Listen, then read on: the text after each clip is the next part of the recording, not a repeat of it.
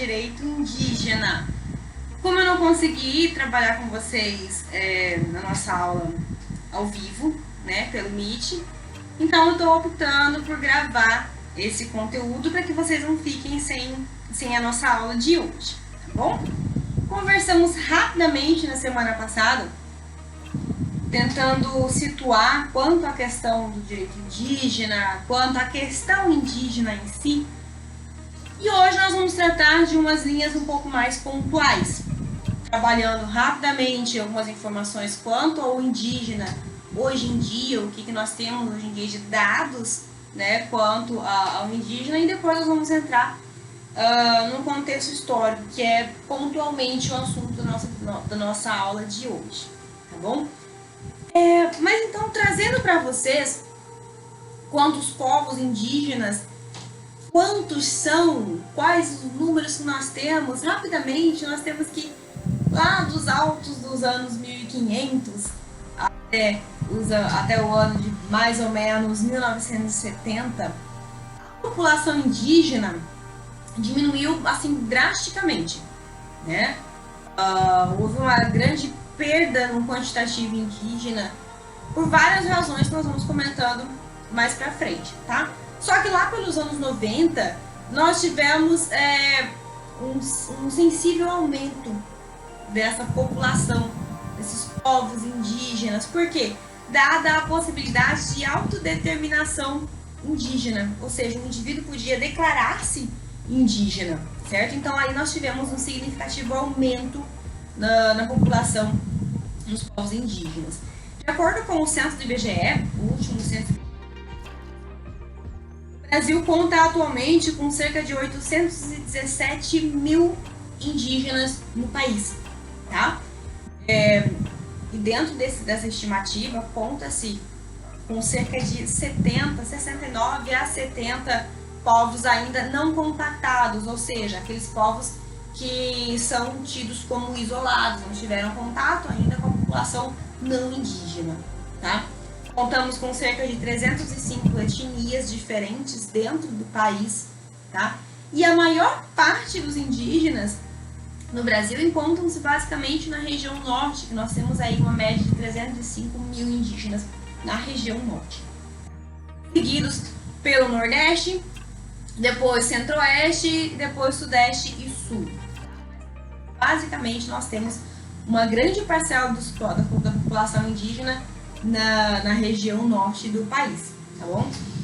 E atualmente conta-se com um registro de aproximadamente 274 línguas diferentes no país, sendo que desses 274, cerca de 17% não fala o português. As demais tanto fazem uso da sua língua materna, quanto fazem uso também do português. Tudo bem? Mas isso é só para vocês terem uma noção da amplidão que nós vamos tratar a partir de agora, tá? Dessa grande parcela da população.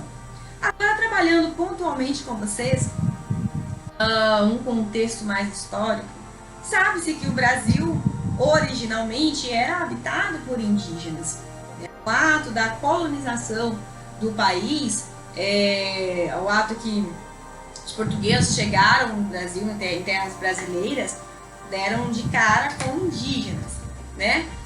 No entanto, como eu comentei com vocês na semana passada, nada esse choque cultural, todo esse movimento de uns chegando, sendo que outros já estão aqui, os índios foram basicamente dizimados, foram escravizados. Houve aí uma extinção de muitas sociedades indígenas por causas como guerras por território, contágio de doenças trazidas por esses outros povos, para as quais os indígenas não possuíam imunidade. E isso é um fato, isso aconteceu de fato e ainda pode ser observado hoje em dia, no entanto, em um nível um pouco menor, tá? Dada a quantidade que nós temos de indígenas em contato com a população indígena, em paralelo com a quantidade de indígenas ainda não contados. E também uma das razões pelas quais também extinguiu-se muito os povos indígenas, assim como a sua cultura, é essa questão de que foram muitas vezes forçados a assimilar aquela nova cultura como sua, em detrimento da própria cultura que já manifestavam. Né? Então, dessa época do descobrimento, vamos colocar entre aspas, né, descobrimento do Brasil, estima-se, né, que haviam cerca de 5 milhões de indígenas no país. E isso, é claro, uma estimativa, de acordo com registros, com dados históricos, com projeções feitas. Não tem como fixar esse quantitativo de forma pontual, tá? Mas aí tá, 1500, Portugal considerou que o território brasileiro era parte de seu domínio, né? Não considerando então a necessidade de assegurar a esses povos, né, algum direito por ali já se encontrar. Marquem aí 1500 aí o início, esse boom no território brasileiro, tá? Aí lá por 1549, houve então a chegada das chamadas Companhias de Jesus. Companhias de Jesus. Travou a língua. E vinham, porque nessa época nós tínhamos fortemente a Igreja Católica muito misturada com todos os poderes, com a questão de colonização, a questão de domínio de territórios. A Igreja Católica sempre foi muito influente desde o início das terras brasileiras, dessa descoberta das terras brasileiras. A Igreja sempre foi muito, muito, muito influente, né? Então, nós tivemos aí, em 1549, a chegada dessas Companhias de Jesus em território brasileiro, tá? Aí, basicamente, em 1558, desenvolveu-se um chamado Estatuto das Aldeias, que era uma espécie de política que previa a união de diversos grupos indígenas, tá? Em locais definidos pelas autoridades coloniais da época, tá? Buscando então facilitar o processo de catequização dos indígenas. Daí nós temos o processo de aldeamento. É basicamente nessa época que começa esse processo de aldeamento, que consistia em colocar os indígenas em uma determinada área, em um espaço, para que ali eles pudessem ficar quietinhos sob o domínio da igreja, e que, delimitando um espaço territorial, um espaço físico para esses indígenas, fatalmente seria mais fácil controlá-los. Então é aí que dá-se início ao processo chamado aldeamento, que basicamente era fechar os indígenas em um pequeno espaço de terra, como destacar que essas porções de terras não privilegiavam seus modos de vida, sua cultura, sua subsistência. Já deslocados de um lugar, colocados em um lugar onde pudessem ser dominados, pudesse ser mais fácil lidar com eles. As áreas delimitadas em torno de um processo de facilitação da catequização. Aí, a essa época, havia fortemente essa ideia de facilitar a catequização. Porque, aos moldes portugueses, indivíduos que eram catequizados, que tinham uma religião, eram facilmente dominados. E como os povos indígenas não professavam nenhuma fé, não tinham nenhuma religião, os portugueses não tinham nenhuma cultura, então era preciso ensinar. Olha a arrogância do português, né? Vamos ensinar porque esse pessoal é tudo bicho. Nessa época, eles ainda eram vistos como animais. Não eram tidos como seres humanos, detentores de direitos, inclusive eram tidos como destituídos de alma. Olha onde nós vamos. Então, Portugal, em sua benevolência e boa vontade, resolve então catequizar os indígenas, para que eles pudesse então ganhar o reino dos céus. Eu estou trazendo um estereótipo aqui também, tá? Para que fique um pouco mais visual para vocês. Vamos seguir. Essa fase, essa questão do aldeamento, ela vai durar até basicamente a boa parte da história republicana, né? Que a República ela surge ali em 1889, basicamente. Tá? Então ela vai perdurar essa ideia de aldeamento, ou seja, conter os indígenas em uma porção de terra, de forma que eles pudessem ser dominados. Tá bom? Ela vai perdurar até a boa parte da história republicana. Só que aí, pulando um pouquinho, dando um pequeno salto na história, não que nesse meio tempo não tenha acontecido nada. Por volta de 1680, Portugal então decide reconhecer que deveria haver um respeito quanto à posse dos indígenas sobre as terras brasileiras. Tá?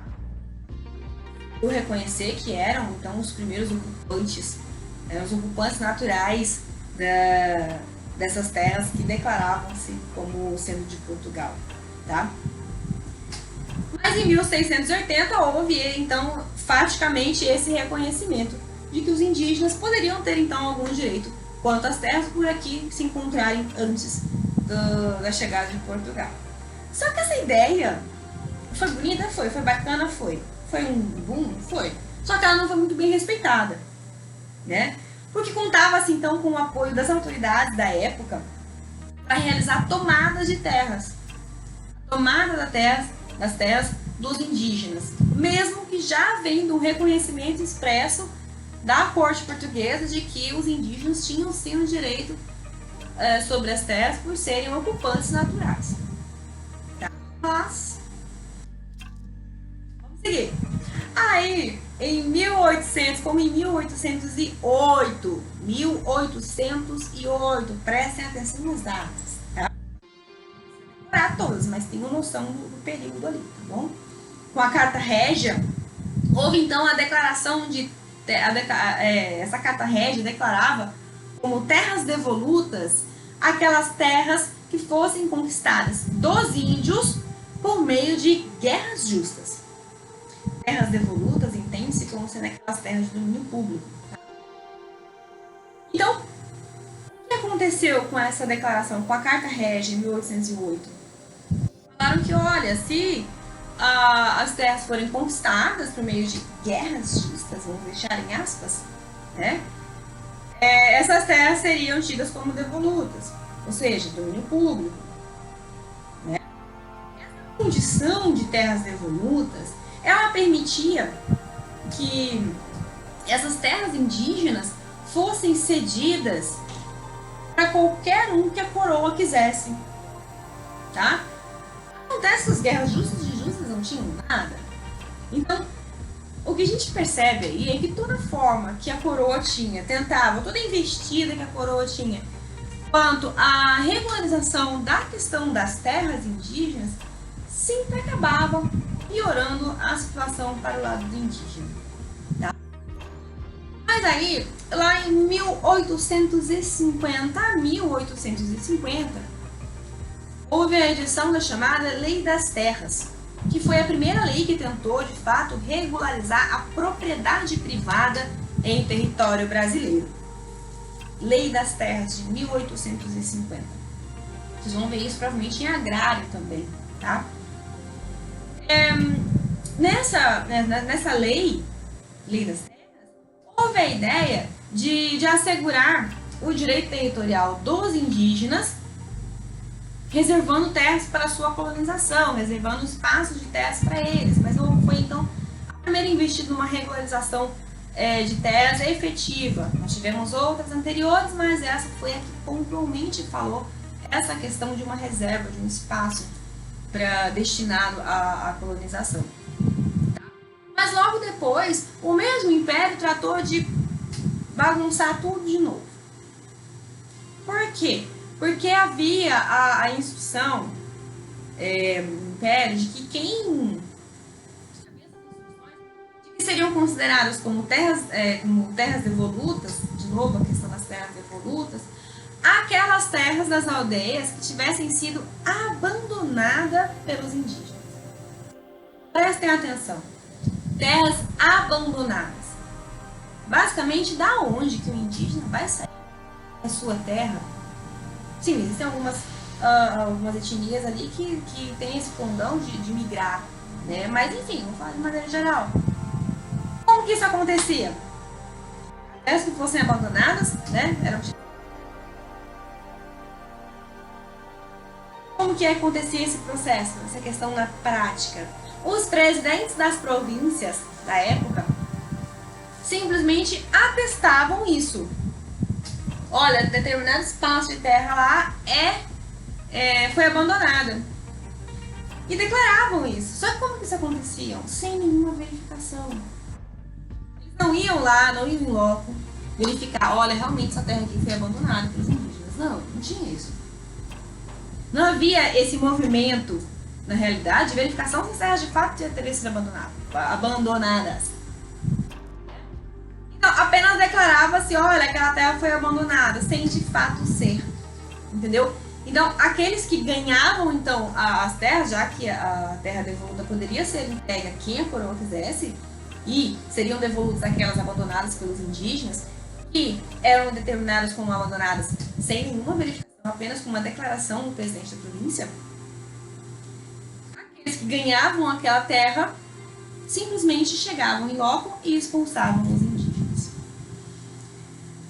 Mas aí, lá na fase republicana, praticamente todas as terras existentes estavam então vinculadas a um poder central.